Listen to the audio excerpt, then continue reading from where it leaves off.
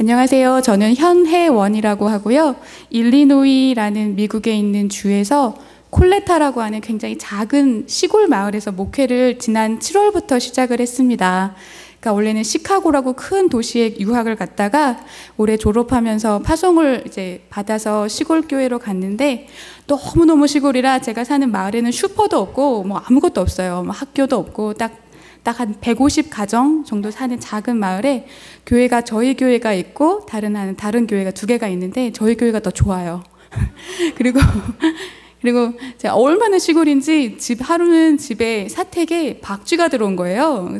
집에 이렇게 혼자 있는데 뭐 까만 게 날아다녀서 뭐야 이렇게 봤더니 박쥐가 이렇게 집안에 날아다녀가고 막 박쥐도 잡고 동네 어귀에 막 여우도 돌아다니고 그렇습니다. 근데 저는 이제 한국에서도 시골을 안 살아봐서 이게 너무 재밌는 거예요. 나 오늘 여우 봤다고 얘기하고 사람들한테 박쥐 잡았다고 얘기하고 그러고 잘 지내고 있습니다.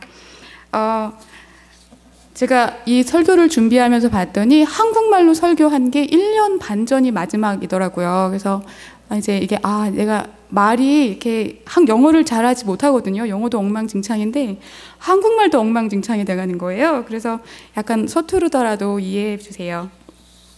오늘 말씀은 제가 참 좋아하는 말씀인데 옛날에 한국에서 신학교를 다닐 때 학교 교수님이 복음서를 읽을 때는 말씀의 행과 간을 읽어야 된다 이런 얘기를 하셨었어요.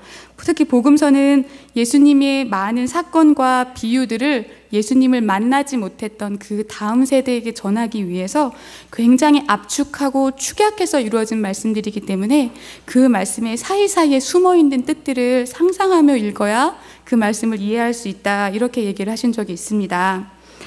오늘 말씀 마가복음 5장은 기적으로 가득 차 있는 말씀입니다. 5장을 제가 다 안 읽었는데 사실 5장 자체를 다 아마 아실 거예요.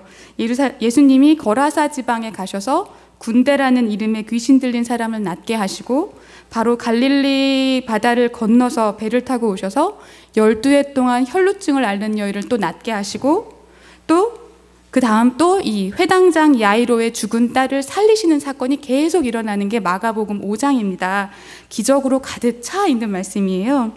이 회당장 야이로는 이 5장에서 22절에 이미 등장을 한번 해요. 등장을 해서 예수님이 그 군대라는 귀신 들린 자를 낫게 하시고 갈릴리 바다를 건너서 이편으로 건너오셨을 때 이 예수님의 발 앞에 야이로가 와서 엎드려서 이야기를 합니다. 내 어린 딸이 죽어가고 있으니까 오셔서 손을 얹어 살게 해주십시오.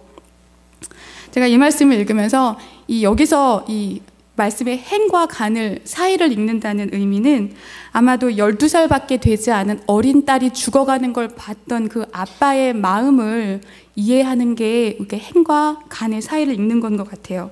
저는 자식이 없어서 모르지만 제가 4년 반 동안 한국을 못 들어왔거든요. 근데 4년 반 동안 저희 막내 고모가 시집을 가서 아들을 낳은 거예요. 3살짜리 아기가 있는데 우리 고모가 굉장히 냉랭하고 이런 사람인데 모성애가 차고 흘러 넘치더라고요.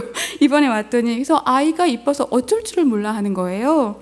그걸 보면서 아마 자녀가 있으신 분들은 아실 것 같아요. 12살밖에 먹지 않은 이 어린 아이가 죽어가는 모습을 보는 부모의 마음이 아마 우리가 여기서 행과 간 사이를 읽는다는 표현에 알맞을 것 같습니다.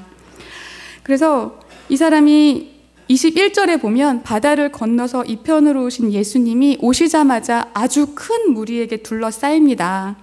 그래서 예수님이 어디로도 가지 못하고 바닷가에 머물러 계셨다라고 성경이 이야기를 해요. 이 수많은 사람들 사이를 비집고 이 야이로가 어떻게든 예수님을 만나려고 막 헤치고 들어와서 예수님 앞에 무릎을 꿇고 23절에 이렇게 얘기를 합니다. 제가 읽어드릴게요.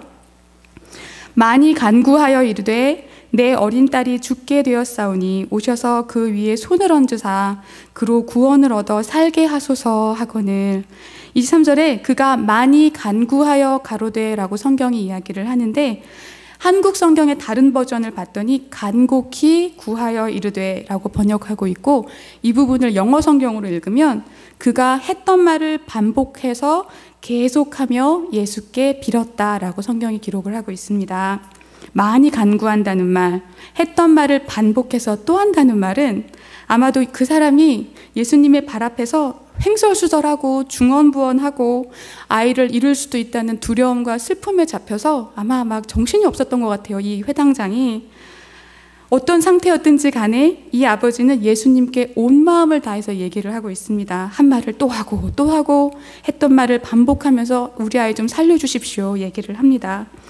이 말을 듣자마자 예수님이 야이로와 함께 떠납니다. 그런 다음에 가시는 길에 이제 25절에서 34절까지는 혈루증을 앓는 여인을 중간에 만나세요. 중간에 가다가 예수님이 이 또 다른 또 기나긴 기구한 사연을 가진 여자를 만나서 또 그녀를 고쳐주시고 갑니다. 죽어가는 12살 어린아이와 똑같은 기간 동안 이 사람은 혈루증을 앓고 있었어요. 계속 몸에서 출혈이 있고 했으면 얼마나 힘들었을까요? 뭐 두통, 빈혈, 뭐 온갖 말할 것 없는 부작용들을 12년 동안 가지고 살았던 여인입니다. 구약 레위기에서는 몸에서 어떤 이유로든지 출혈이 있으면 이 사람은 부정하다고 해서 교회에 들어갈 수 없었거든요. 그러니까 이 사람은 12년 동안 예배를 드릴 수 없었고 부정했기 때문에 아마 가족하고도 격리돼서 12년을 살았어야 됐었을 거예요. 또 마을 사람들도 부정한 여인이 이 마을 바깥에 온 거를 보면 율법에 따라 돌을 던져서 그녀를 죽일 수 있는 권리가 있었어요. 그러니까 이 사람은 올 수가 없었습니다. 그래서 26절에 그녀의 고통이 간접적으로 성경에 기록되어 있습니다. 많은 의원에게 많은 괴로움을 받았고 있던 것도 다 허비하였으며 아무 효험이 없고 도리어 더 중하여졌던 자에. 근데 여기서 또 행간을 읽어보시면 이 12년 동안 격리돼 있던 이 여자가 자기가 왔다는 사실을 발각되면 이 많은 무리의 사람도 이 사람한테 돌을 던질 수도 있는데 이 대낮에, 백주 대낮에 이 한가득한 사람들 무리 사이를 예수님 곁을 다가옵니다. 그 마음이 어땠을까요?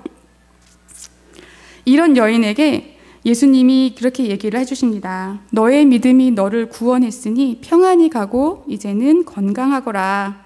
이제 이 여자도 노임을 받았습니다. 그런데 이제 이 여인은 공개적으로 교회도 갈 수 있고 가족들도 다시 만날 수 있고 마을에도 나설 수 있게 되었어요. 그런데 그러는 동안 야이로의 딸이 그만 예수님이 도착하시는 것을 기다리지 못하고 죽어버립니다. 35절에 보시면 이제 본문으로 넘어왔는데 야이로의 마을, 동네 사람들이 야이로에게 아이의 죽음을 알리면서 더 이상 예수가 오실 필요가 없다. 너의 아이가 이미 죽었다라고 얘기를 합니다. 자, 이 말을 들은 아빠의 마음이 어땠을까요? 이제 겨우 예수님을 모시고 가던 중간에 다른 여자를 만나서 자기 아이가 죽어버렸어요. 아마 이미 예수님 만났을 때 막 횡설수설 중언부언 하던 사람이었는데 아마 그 사람 아버지의 마음이 어땠을까요? 근데 예수님이 그 이야기를 이제 야이로에게 건네는 그들의 모습을 보자마자 이렇게 말씀을 하세요. 그리고 제가 오늘 본문 중에서 가장 좋아하는 구절입니다. 36절에 예수님이 이렇게 말씀하십니다. 두려워 말고 믿기만 하라. 오늘 설교의 제목이 제가 영어로 only believe라고 써놨는데 믿기만 하라. 영어로 한국말로는 그렇게 번역이 됐어요. 자, 믿기만 하라를 다른 버전을 하면 그냥 믿어라 라고 말씀을 하셨어요. 근데 예수님이 구체적으로 말씀을 안 하셨어요. 내가 네 아이를 살려줄게, 뭐 부활시켜줄게 이런 말씀 하지 않으시고 그냥 박연하게 두려워하지 말고 믿어라 라고만 말씀을 하십니다. 그러고 나서 예수께서 가셔서 그 유명한 달리다굼 소녀야 일어나라 라는 말씀으로 아이를 살려내십니다. 마가복음은 그 4가지 복음서 중에서 가장 짧은 복음서입니다. 그런데 이 짧은 복음서에 곧, 즉시라는 단어가 41번이나 나와요. 그래서 오늘 말씀에도 이 단어들이 동일하게 쓰입니다. 야이로의 이야기를 듣자마자 곧 길을 떠나셨고 혈루병 여인의 손이 닿자마자 곧 병이 나았으며 달리다굼이라고 말하자마자 곧 아이가 살아났습니다. 그래서 이 모든 기사와 이적의 중심에는 예수께서 36절에 하신 그 말씀이 핵심이 됩니다. 두려워 말고 믿기만 하라. 예수님은 이 말씀에 어떠한 조항도 달지 않으셨어요. 내가 너 아이를 뭐 당장 살려줄게, 막 나를 믿어봐, 뭐 이렇게 설득하지 않으셨어요. 그냥 아무 얘기도 없이 믿어라. 그리고 믿어라 이렇게 얘기하시고 야이로에게는 약속조차 하지 않으십니다. 그러나 야이로는 아무것도 알지 못한 채 예수님을 그냥 믿었어야만 했습니다. 이 가능하십니까? 알지 못한 채 믿는 것? 저는 너무 힘들 것 같아요. 제가 좀 더운데 잠시만요. 저는 신앙이 없는 가정에서 자랐습니다. 부모님이 부처님을 믿으셨고 저도 부처 믿는 가정에 자라다가 고등학생 때 예수님을 영접하고 스스로 예수 믿기를 결정하고 신학교를 가고 했거든요. 근데 이제 예수님의 살아계심은 알지만 신앙이 약하니까 힘든 일이 있을 때마다 제가 흔들리는 거예요. 믿음이 하도 뿌리가 약해서. 제가 올해는 유난히 힘든 한 해였어요. 아마 아시는 분은 아시겠지만 어렸을 때 어머니가 돌아가시고 우리 아빠, 저희 아버지 사업도 쫄딱 망하시고 막 이래서 굉장히 힘들었거든요. 네, 근데 제가 이렇게 말해도 되는지 모르겠지만 살아보니까 사는 게 너무 힘든 거예요. 그리고 올해는 특히 더 여러 가지 힘든 일이 많았어요. 학교를 다니다가 안수과정, 제가 이번에 한국에 들어오게 된 이유도 사실은 한국에 안 들어와도 되는데 아주 아무 문제가 없어야 되는 비자 과정이 잘못돼서 제가 들어왔어야 되는 상황이 된 거예요. 제 실수도 아니고 이 담당자가 실수를 해서 들어와야 됐고 여러 가지 힘든 일이 있었어요. 근데 제가 그렇지만 제가 지금은 비자도 다 통과를 해서 미국을 돌아갈 수 있다는 그 결과가 다 나왔지만 제가 사실은 파송을 받자마자 제 비자가 이렇게 뒤틀리는 바람에 그 불법 체류자가 돼서 쫓겨나야 되는 상황이 됐었어요. 교회를 가자마자. 그래서 하나님, 제가 목사가 되려고 이만큼 오래 살았는데 어떻게 교회를 가자마자 불법 체류자를 만들어서 쫓아내십니까? 막 서운한 마음이 들었다가 아니다, 그래도 하나님이 여기를 보내신 이 동안은 내가 최선을 다해 목사로 살아야겠다 하고 그냥 다 한국 돌아가라 하시면 돌아가야지 이러고 이렇게 목회를 하고 있었어요. 이 콜레타라는 마을에서. 근데 하루는 8월 주일 예배를 드리고 있는데 아버지가 돌아가신 거예요, 한국에서. 주일 예배를 드리고 났더니 아버지가 한국에서 돌아가셨다는 얘기를 제가 들었어요. 하나님, 제가 한국을 돌아가야 되면 아버지라도 살아계셔서 제가 한국에 돌아가서 아버지를 섬길 수 있게 해주시면 참 좋을 텐데 어쩜 또 그렇게 아버지를 데려가십니까 하는 마음이 되게 서운한 거예요, 하나님한테. 근데 제가 지금은 다 이렇게 지나고 비자도 잘 통과하고 한국에 와서 4년 반 동안 보지 못했던 사랑하는 가족들도 만나고 아버지 묘에도 가보고 이러고 나니까 그래도 하나님이 좋으시고 하나님이 살아계신 이유를 제가 알겠고 하나님이 이렇게 저를 인도하신 이유를 제가 감사하며 알 수 있는 거예요. 그래서 제가 이렇게 살아보니까 두려워 말고 믿기만 하라라고 하시는 말씀이 때로는 우리가 눈앞이 잘 보이지 않지만 지나고 나면 그 지나온 발자국에 하나님의 은혜가 있구나 싶은 생각이 들었습니다. 그런데 하나님이 자주 이러셨어요. 본토 친척 아비집을 떠났던 아브라함에게도 어디로 가는지를 알려주지 않으시고 데리고 길을 떠나셨어요. 그리고 또 아들 이삭을 바치라 하실 때도 하나님은 그 일의 진행이 어떻게 될지 알려주지 않으셨습니다. 그저 아브라함은 두려워하지 않고 믿기만 했어야 합니다. 보이지 않는 것을 믿는 것만큼 힘든 것이 없는데 하나님은 그것을 하나님을 믿는 사람들에게 가끔은 요구하시는 것 같습니다.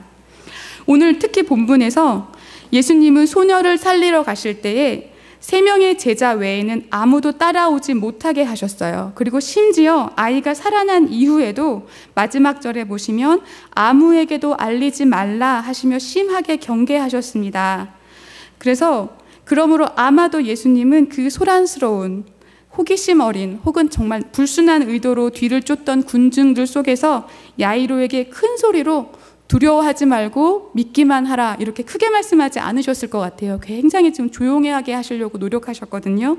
오히려 다른 사람들은 들을 수 없고 오히려 야이로만 알아들을 수 있는 작은 목소리로 두려워하지 말고 믿기만 하라 이렇게 말씀을 하신 것 같은 거예요. 하나님은 어떠한 일을 행하실 때 종종 크게 말씀하시지 않습니다. 오히려 작은 목소리로 나에게만 들리게 작게 말씀하실 때가 있는 것 같아요. 남들에게는 들리지 않지만 들어야 하는 사람들 귀에는 들릴 만큼 작게 말씀하십니다. 그러나 그것이 충분합니다. 우리는 믿기만 하면 되기 때문입니다. 우리의 삶이 남들에게는 들리지 않지만 우리에게는 정확하게 말씀하시는 예수님의 그 두려워하지 말고 믿기만 하라 라는 그 말씀의 은혜가 오늘 우리 안에 있었으면 좋겠습니다. 그리고 우리도 한번 두려워하지 말고 믿기만 해봤으면 좋겠습니다. 잠깐 함께 기도하시겠습니다.